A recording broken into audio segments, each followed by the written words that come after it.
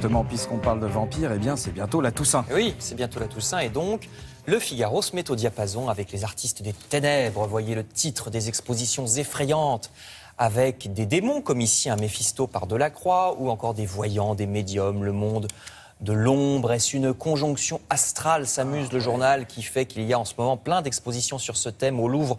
Par exemple, une exposition « Une brève histoire de l'avenir » avec devins et visionnaires. Au musée de la vie romantique à Paris toujours, expo sur le fantastique et la nécromancie. Sans oublier la télépathie au centre Pompidou de Metz ou des estampes sur le monde fantastique au Petit Palais à Paris. Donc si vous avez l'âme gothique, achetez vite le Figaro, le journal des démons, des succubes et des diablotins, comme chacun sait. Un autre qui revient des ténèbres, c'est Napoléon, qu'on croyait mort à Sainte-Hélène. Eh bien pas du tout, figurez-vous. On Du a journal de la la Croix. Eh ben, voilà, Napoléon ressuscité. Il s'agit en fait d'un roman, bien sûr. Mais roman, mais on en a Oui. parlé d'ailleurs avec Damien Thévenot, le Club des libraires. Oui. Celui qui imagine que Napoléon revient en France. C'est cela, tout à fait. Et donc, il est très surpris, lui, le macho, quand il voit la mode vestimentaire ou les femmes qui ne sont plus soumises à leur mari, comme dans son code civil très macho, vous savez. Alors, c'est par l'auteur du roman à succès, Le Fakir dans l'armoire Ikea. Il paraît que c'est très drôle, nous dit le Figaro littéraire. L'empereur contre-attaque. Voyez le titre, Empereur confronté donc aux selfies, à Google et au jean slim. Ça s'appelle Revive l'empereur aux éditions Le Dilettante. Alors Napoléon serait encore plus surpris de voir des drones. Je passe à cet article sur les drones dans Libération. Vous savez qu'ils sont censés remplacer bientôt la Poste et nous livrer des paquets, notamment pour les livres. Ah bah ça, Et- attendez, c'est pas censé, ça se passe déjà. Bah vous allez voir, Libération n'y croit pas. Ah parce bon qu'effectivement, ça se passe déjà un peu, il y a des essais, mais ça marche pas très bien parce que les batteries des drones n'ont pas beaucoup d'autonomie, donc ça marche pas à la campagne parce que les distances sont trop grandes. Donc ça tombe.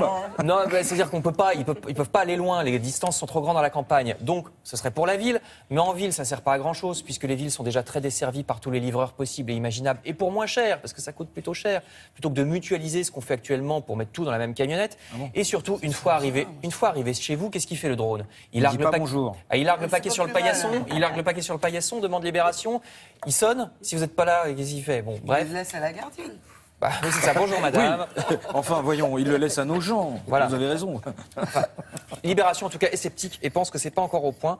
Je termine avec une page télévision. D'abord, dans le Figaro, vous apprendrez que France Télévisions va lancer bientôt un site internet de vidéos à la demande pour toutes les œuvres françaises. Donc, toutes les fictions, les documentaires, les films français, tout ça serait centralisé sur un même site internet, une sorte de Netflix à la française, ce qui serait pas mal, hein. Alors, parce que la création française se porte bien en ce moment, outre la série 10% que vous avez certainement regardé hier. Je vous ai parlé hier aussi de celle-ci au service de la France sur Arte, et je me suis trompé. C'était pas hier soir, c'est ce soir. Ah, parce que vous nous avez dit qu'il fallait choisir. Voilà, entre je vous les avais dit deux. qu'il fallait choisir. Ah. J'étais induit en Non, mais erreur c'est une par bonne un nouvelle, article. c'est une bonne nouvelle. Donc regardez-la, ce soir, série comique sur les espions des années 60. Il paraît que c'est très très bien. Enfin, je termine à quelque chose de pas comique du tout. Au contraire, toujours en matière de télévision, puisqu'on apprend qu'en Turquie, 2 chaînes d'opposition viennent d'être fermées par la police. 2 chaînes d'opposition au président turc Erdogan, évidemment. À quelques jours à peine des législatives, évidemment aussi. Vous lirez ça dans Les Échos ou dans Libération. Triste jour pour la liberté de la presse. Merci Frédéric.